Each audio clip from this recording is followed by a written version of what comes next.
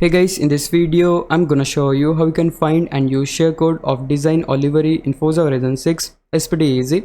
All I have to do, go to cars tab, and if you select designs and paints, let's choose the option find new designs. Here we'll able to see bunch of designs for the car.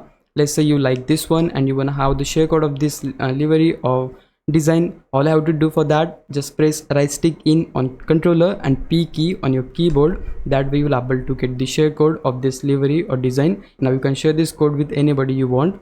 Now let's say you have the share code already and you want to use that. For that you need to use this option search.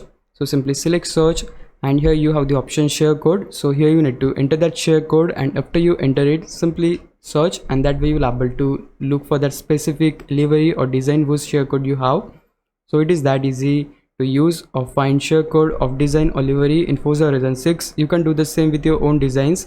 Like if you go to my designs, and if your design is shared already, like if I select this one, you can see it is already shared. So I can get the share code of this livery. For that I can need to press the right stick in on controller or P key on the keyboard, and we'll able to get the share code of the design you have created.